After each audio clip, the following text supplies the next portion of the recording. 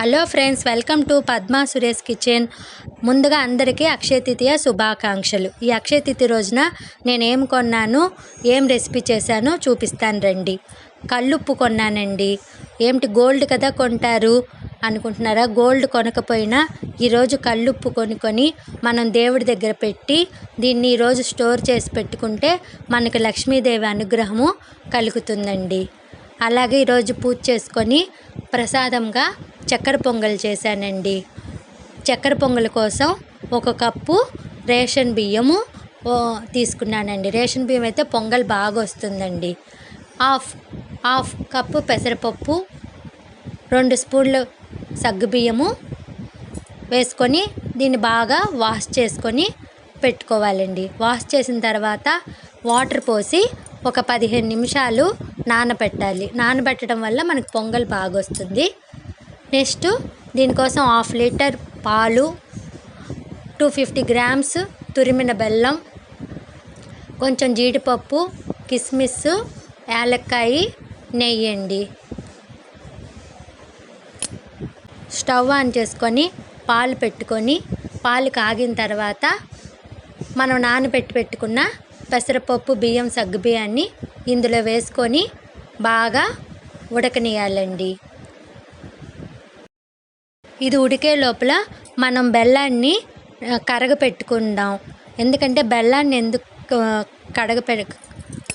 అంటే ఈ బెల్లాన్ని ఇలాగా నీళ్లు పోసి కరగపెట్టుకోవడం వల్ల కడగపెట్టుకొని మనం వడగట్టుకుంటే దాంట్లో ఉన్న డస్ట్ పార్టికల్స్ అన్నీ పోతాయి.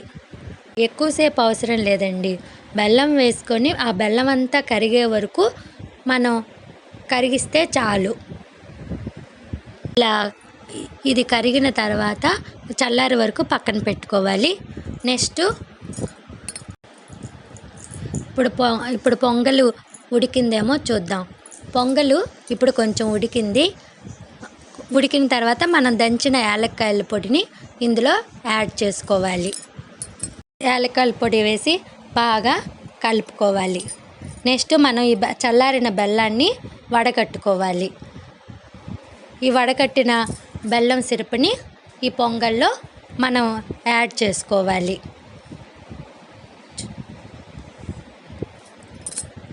ఈ బెల్లం సిరపుని ఇందులో వేసుకొని బాగా కలుపుకోవాలి. ఈ రైసు, పాలు, బెల్లము అంతా బాగా కలిసే వరకు దీన్ని బాగా కలుపుకుంటూ ఉండాలి. ఇప్పుడు బాగా ఉడికింది.